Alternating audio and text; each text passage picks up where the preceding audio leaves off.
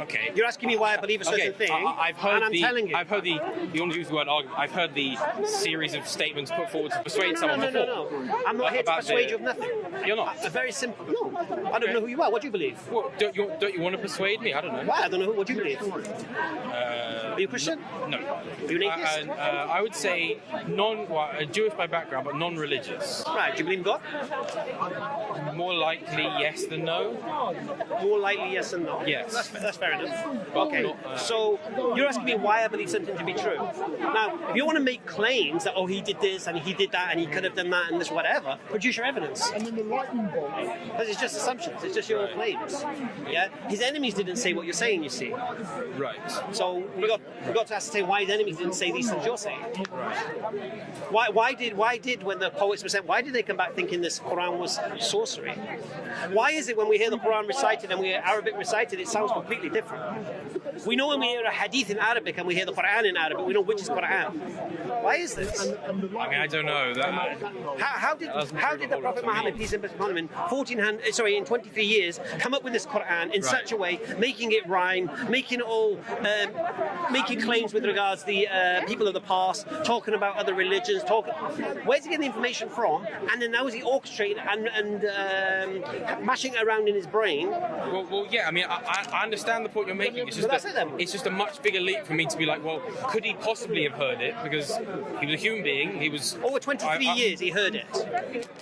Heard what? I mean, what couldn't he have possibly ever heard or imagined? Okay, you know what's probably good for you? I'm not an expert, obviously. No. There's a book called The Eternal Challenge, written by a brother called Abu Zakaria. Okay. That might be a very good book for you to read. So that goes through the claim of the Quran. Yeah, I mean, I've heard other Muslims make the. But there's a book called The Eternal Challenge. Sure. So if you read that book, that will make you understand more why it's believed to be what it's claimed to be. Right. Now, what takes things further is what does Islam teach? And it seems that the author of the Quran seems to know human beings better than we know ourselves. Knows what harms us, knows what benefits us, knows what to stay away from, what to run towards. Right. Yeah.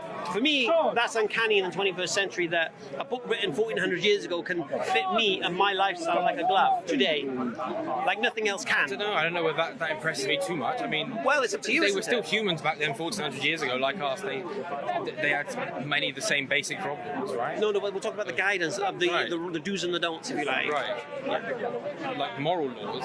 Yes. So in Islam, we get through God, we get the objective morality. Yeah, but you'd agree that wasn't. I don't know how much new there is morally in Islam compared to Christianity and Judaism. What in those? You don't know. Morally. Well, I'm assuming 10 Commandments, right?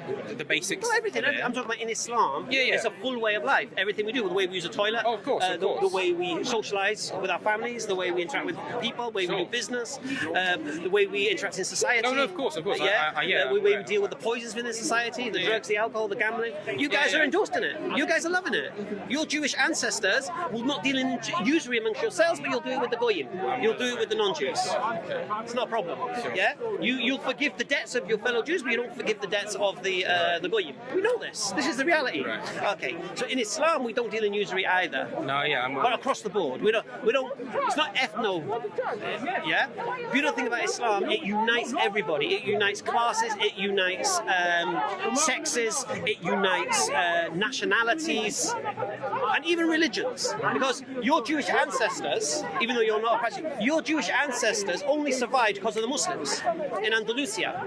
Because the Christians were wiping you out, and who protected you for 800 years? The Muslims. Well, okay, I'm not going to talk about history. Obviously, no, I am. There were good parts and there were bad parts. No, I am. No, I'm telling you about history. For 800 years, the Jews would have been wiped out if it were not for the Muslim protection. And there were bad parts where they got along. Well, I mean, I'm sure you're aware. I mean, I've heard. See, these guys know. Okay. You guys know, don't you? You know that if it wasn't for Islam, you guys would have been wiped out in Europe. We are grateful for the many good parts that where Muslims gave us a safe haven. At the same time, we can't forget the other parts. Well, let's just say safe favour. We're talking 800 years. 800 years in certain countries. Let's keep it in context. Yeah, Andalus, yeah. In context. That means that we had great In which times country? Spain. In which country? Spain. Well, it wasn't a country, was it? What was it? It was the Islamic State. Yeah, it was an Islamic State. So within the Islamic State... But let's not forget that the same period you had many Islamic countries, not the Islamic State, many... We're talking... No, but like Morocco and...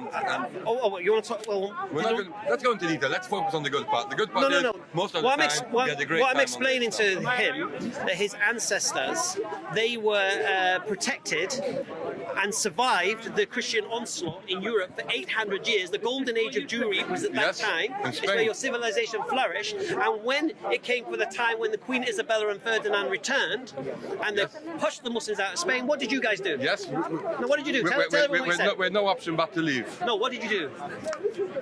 We went to Muslim countries. No, you asked the Muslims, can we come with you? Because the Muslims retreated back to Morocco and give the Jizya back, said we can't protect you no more, and come with us. And invited them to come to Morocco, and that's where they got sanctuary from what was going on. The simple fact is this: on the link history, we had great times under Muslim rule. Islamic State is the key words we're using here, not Muslim country.